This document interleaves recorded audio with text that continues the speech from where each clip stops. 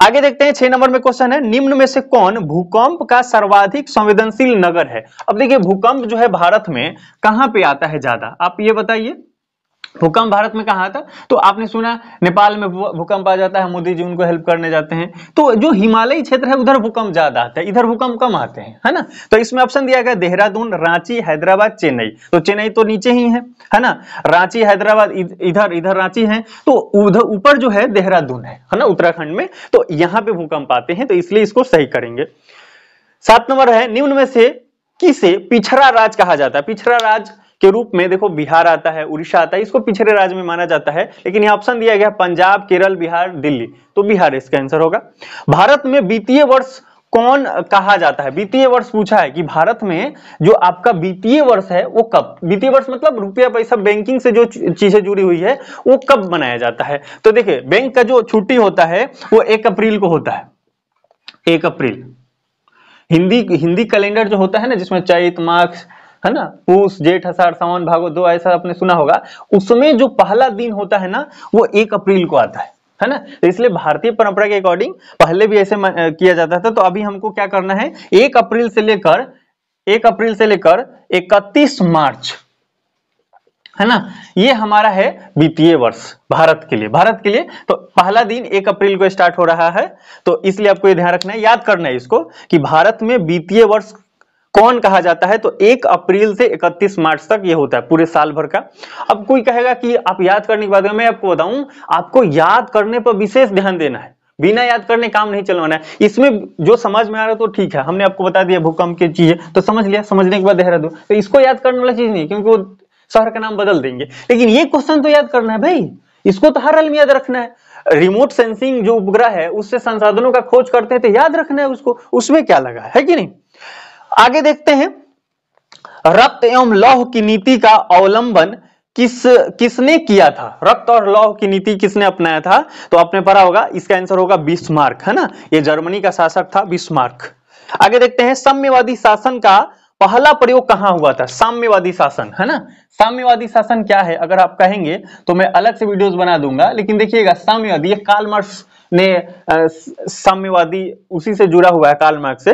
तो रूस में उसने, कार्ल मार्क्स ने जो भी सिद्धांत दिया था उसी सिद्धांत को अपनाकर, इसमें क्या था कि जितने गरीब लोग थे उनका शोषण किया गया था अमीरों के द्वारा, पूंजीपतियों के द्वारा। तो ये कार्ल मार्क्स बोला था कि सारे गरीब लोग हमला कर देंगे और सारे धन संपत्ति लूट लेंगे और सब कुछ प्राइवेट हो, सब कुछ पब्लिक हो जाएगा, प्राइवेट कुछ भी नहीं रहेगा, है ना। तो उसने सिद्धांत दिया था। और लेनिन के नेतृत्व में, लेनिन के नेतृत्व में सबसे पहले बार रूस, जिसको हम लोग रसिया कहते हैं, तो रूस में, है ना, यह हमारा पुराना मित्र है भारत का, तो रूस में सबसे पहले लेनिन के नेतृत्व में साम्यवादी शासन व्यवस्था है उसको अपनाया गया था, है ना। अभी तो चाइना में भी है कि नहीं। आगे देखिए, तो ये साम्यवादी शासन व्यवस्था है ना, उसी से नीचे रिलेटेड क्वेश्चन पूछा है, बोल्शेविक क्रांति कब हुई। तो बोल्शेविक क्रांति यहां आपको ध्यान रखना है, देखिए ऑप्शन में दिया है फरवरी 1917, अप्रैल 1917, नवंबर 1917 और सितंबर 1905। तो 1917 में हुआ इसलिए दिया है। अब महीना भी पूछ लिया तो नवंबर ध्यान रखना है कि नवंबर 1917 में बोल्शेविक क्रांति हुआ था, और इसी बोल्शेविक क्रांति के द्वारा रूस में साम्यवादी शासन की स्थापना हुई थी, है ना, लेनिन के नेतृत्व में ये हुआ था। अब ये देखो, इस क्वेश्चन को समझने और ध्यान रखने वाला है कि साम्यवादी शासन व्यवस्था सबसे पहले रूस में कब हुई थी, बोल्शेविक क्रांति, है ना, उसके साथ में ये स्थापित हुआ, और साथ ही इसका नेतृत्व किसने किया था, तो लेनिन ने। और ये व्यवस्था बनी, उसके पीछे का व्यक्ति कौन था, तो कार्ल मार्क्स ने उसके लिए सिद्धांत दिया था, है ना।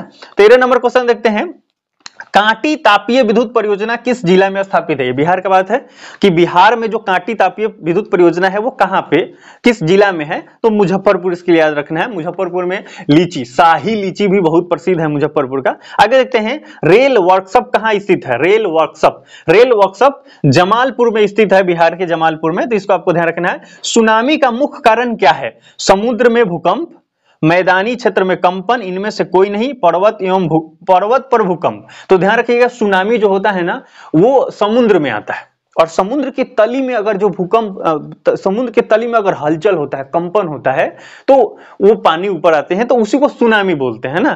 तो इसका अगर उत्तर पूछा जाए कि समुद्र में भूकंप, अगर समुद्र में भूकंप होगा, इसका आंसर ए है समुद्र में अगर भूकंप आ जाए, उसके तली अगर हिलने लगे तो उससे सुनामी आता है। तो इसको आपको ध्यान रखना है। और सुनामी जो है ना हमारे देश के लिए बहुत खतरनाक नहीं होता है, क्योंकि जब वो आता है इंडोनेशिया के साइड से आते हैं, उधर ज्यादा उधर होता है, तो जब उधर से आता है तो पहले हमें पता चल जाता है। लेकिन पहले बहुत दिन पहले जब व्यवस्थाएं नहीं थी तो पता नहीं चल पाता था।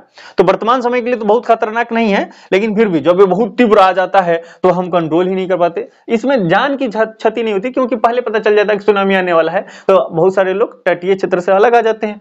उसके तीव्रता उस सब के आधार पे हम लोग पता कर पाते हैं कि कितना दूर तक आने वाला है, कितना प्रभावी रहेगा।